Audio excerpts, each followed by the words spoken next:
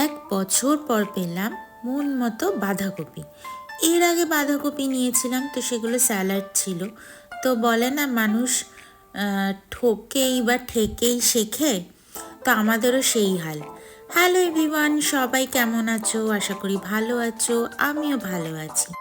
বাঁধাকপিটা ধুয়ে ভালো করে ওপরের খোসাগুলোকে আমি বাদ দিয়ে দিয়েছি, একটু নোংরা ছিল। এরপরে আমি ঝিরি করে কেটে নিয়েছি। বেশি সরু করতে পারিনি, বটি হলে আর একটু সরু হতো।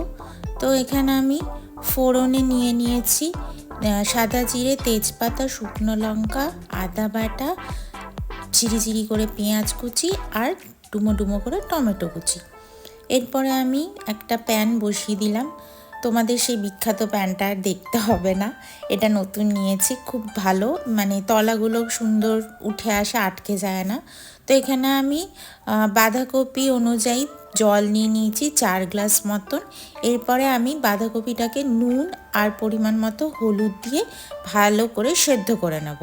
তোমরা চাইলে প্রেশার কুকারেও সেদ্ধ করে নিতে পারো, তাহলে কিন্তু আর একটু তাড়াতাড়ি হয়ে যায়। তো যেহেতু এখানে প্রেশার কুকার পাইনি আমরা, তো সেই জন্য আমি এইভাবেই সেদ্ধ করি, সেটা তোমরা জানোই, তার কিছু বলছি না নতুন করে। তো এইভাবে আমি সেদ্ধ করে নিচ্ছি। নিয়ে এবার কিভাবে রান্নাটা করলাম সেটা পরপর তোমরা পুরো ভিডিওটা দেখো, তাহলেই বুঝতে পেরে যাবে। আর আমার ভিডিওগুলো তোমাদের কেমন লাগে অবশ্যই কিন্তু কমেন্ট করে জানিও।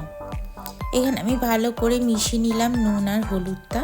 এবার বাঁধাকপিগুলো এর মধ্যে সবটাই দিয়ে দেব। বাঁধাকপিগুলো কাটার পরও কিন্তু আমি আরেকবার ধুয়ে নিয়েছিলাম জল দিয়ে, জল ঝরিয়ে তুলে রেখেছিলাম বাটিতে। এরপর আমি দিয়ে দিলাম এবং একটা ঢাকা দিয়ে দিলাম যাতে তাড়াতাড়ি সেদ্ধ হয়ে যায়। তো সেদ্ধ হয়ে গেছে। এবারে আমি ঢাকনা খুলে কিছুটা যেগুলো ওপরে ছিল সেগুলোকে আমি তলার দিকে করে দিচ্ছি, আর তলার দিকগুলো ওপরের দিকে করে আবার কিছুক্ষণের জন্য আমি সেদ্ধ হতে দিয়েছিলাম। সেদ্ধ হওয়ার পর আমি জল থেকে তুলে নিলাম। এবার প্যানে দিয়ে দিলাম পরিমাণ মতন সর্ষের তেল, আর ফোড়নের জন্য শুকনো লঙ্কা, তেজপাতা আর সাদা জিরে। ফোড়নটা থেকে গন্ধ বেরিয়ে গেছে, দিয়ে দিলাম পেঁয়াজ কুচি। পেঁয়াজটাকে ভালো করে এর সাথে ভেজে নেব। ভেজে নিয়ে দিয়ে দিব টমেটো কুচি। টমেটো কুচিটাও কিন্তু ভালো করে পেঁয়াজের সাথে ভেজে নিতে হবে। একটুখানি নুন দিয়ে দিলাম যাতে তাড়াতাড়ি টমেটোটা সেদ্ধ হয়ে যায়। এরপরে দিচ্ছি অল্প একটু হলুদ গুঁড়ো, পরিমাণ মতন জিরে গুঁড়ো, ধনে গুঁড়ো, কাশ্মীরি লাল লঙ্কা গুঁড়ো, অল্প একটু চিনি আর অল্প একটু নুন দিলাম। দিয়ে মশলাটাকে কষিয়ে নিচ্ছি ভালো করে। মশলা থেকে তেলও বেরিয়ে গেছে। এবারে আমি বাঁধাকপিটা যে সেদ্ধ করে রেখেছিলাম সেটার মধ্যে দিয়ে 1 টিএসপি মতন আমি নুন দিয়ে দিলাম। নুন মিষ্টি এটা কিন্তু তোমরা পরিমাণ মতো দেবে, তোমরা মিষ্টি চাইলে নাও অ্যাড করতে পারো। এবার সবশেষে আমি দিয়ে দিলাম 1 টেবিল স্পুন মতন গরম মশলা গুঁড়ো আর 2 টেবিল স্পুন মতন ঘি। এবারে আমি ঢাকা দিয়ে দেব।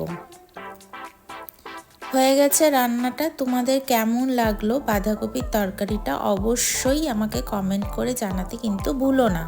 আমি কিন্তু তোমাদের কমেন্টের জন্য অপেক্ষা করব। তো চলো, টাটা, দেখা হবে নেক্সট ভিডিওতে। Bye bye.